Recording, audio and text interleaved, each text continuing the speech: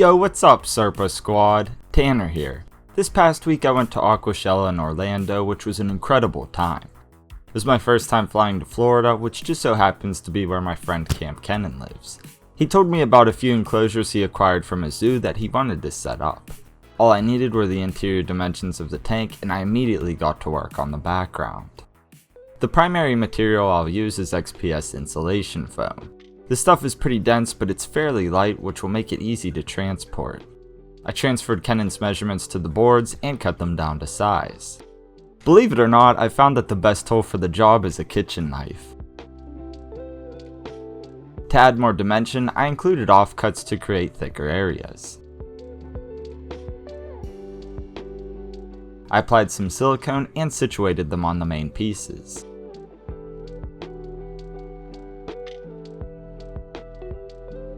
I went back and scored the foam around these pieces. This isn't necessary, but it gives expanding foam a better surface to adhere to. I added that next. Combining the foams will make it easy to create a seamless look. I let the foam and silicone cure overnight. From there, I carved some of the foam with the knife. This will cut back on the amount of debris created in the next step. For that, I used a wire brush drill attachment to carve a more refined shape. As I did this and the subsequent steps, I kept my shop vac on hand to keep a clean workspace. To easily create a rocky texture, I resorted to the kitchen knife once more. With the texture down, I took the foam outside to add the fine details. I want cracks and fissures to bring the rocky look full circle. I used a wood burning tool to add those details. I also went over everything with the heat gun. This tightens up the foam and makes the texture look more regular and natural. I'll bring these to life with several coats of paint. As usual, I'm using tintable white Drylock and Quikrete colors. I started with black to establish the details. I applied 2 generous coats to each piece. Then I mixed up various grays, which I'll add with the dry brush technique. In doing so, the paint is picked up by the upper layers and creates definition.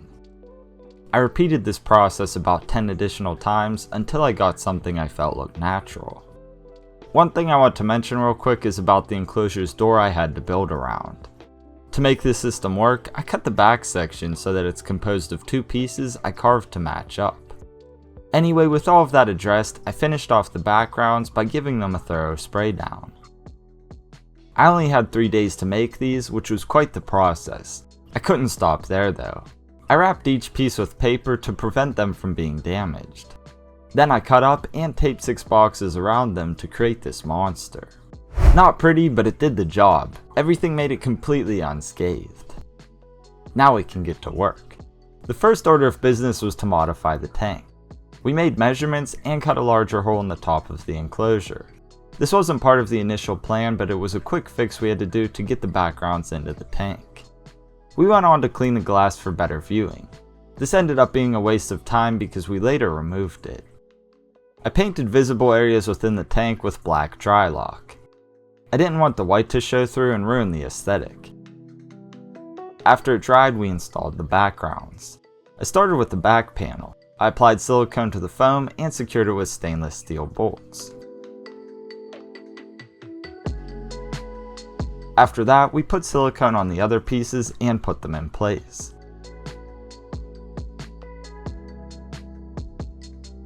We braced them up with PVC pipes while the silicone cured overnight. You didn't see it, but we also moved it to a different location. That's when we decided to remove the glass. We felt that it would cause the enclosure to overheat and reduce visibility because of reflections. We also stapled knit wire over the holes in the bottom of the tank for drainage. A few months back, a tree fell on Kenan's property. He's been saving it for a project, and this seemed like the perfect opportunity. He chopped it up with a chainsaw so I could get the scaping. In doing so, I wanted to keep it simple. I started with the large piece and worked in the smaller branches. We secured them from the outside of the tank with construction screws. Since we removed the glass, we had to make a substrate dam. Rock seemed like the perfect material for the job. I situated them accordingly and locked them in with expanding foam. After the foam cured, I painted it all with black Drylock so it doesn't clash with the rest of the design. That meant it was finally time to mix up the substrate. We began with cocoa fiber and reptibark. We also collected topsoil, leaf litter, and palm boots from the yard. Since it's all from outside and the topsoil is already alive, so to speak, we're jump-starting the bioactive process. As you know, I typically wouldn't recommend using materials from outside without sanitizing them first. However, all of Kenan's animals live outside already, so introduction of something they can't handle is very unlikely. We added a base layer to the tank along with some of the palm boots. We also wanted to make an epic hide. For that, it made sense to use a corrugated drainage pipe. We drilled holes in it and bent it into a horseshoe shape with zip ties.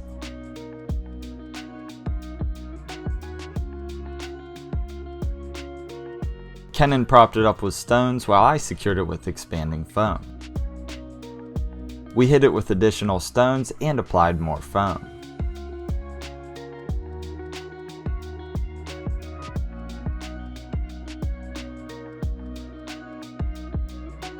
We added more substrate to create a slope up toward the back of the enclosure. Kenan also placed a rock near the front for basking. We had to include a water bowl as well. It doesn't quite match the aesthetic, but it gets the job done. Let's button up the enclosure. Kenan secured a piece of vinyl coated screen to the top with staples. Then we added the plants. We used what we could find on the property that loosely mimics the animal's natural range. Tall grasses seemed like the perfect choice.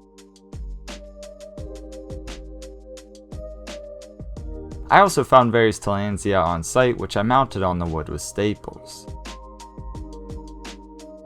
We added a top dressing of leaf litter and sprayed down the tank.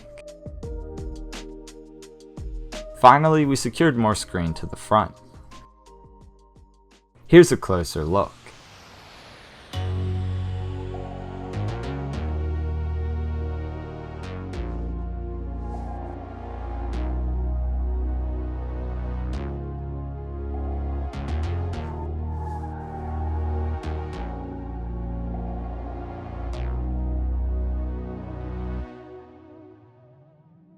I think we did an awesome job making a natural aesthetic, and it was a great way to repurpose an old enclosure. It was also really fun to be able to use whatever we could find on hand. I typically don't have that luxury because I live up north where materials aren't as favorable. I really like how the door turned out as well. It was a feature I was most concerned about, but luckily we pulled it off quite well. Keep in mind that this is just a grow-out tank for developing animals. It will house various critters over the course of its life, but for now it will house Bobby Rubino, the black-throated monitor. The setup and background will hold up well since he's small, but it would be a different story if he was a full-grown animal. I'm sure he could easily tear through the foam. I'll show you more durable solutions for larger animals in the near future. Anyway, why don't we see what Bobby thinks of his new home? Soon after introduction, he found the hide we painstakingly built and was very curious about his new surroundings. He inspected the leaves and was on the hunt for food we placed throughout.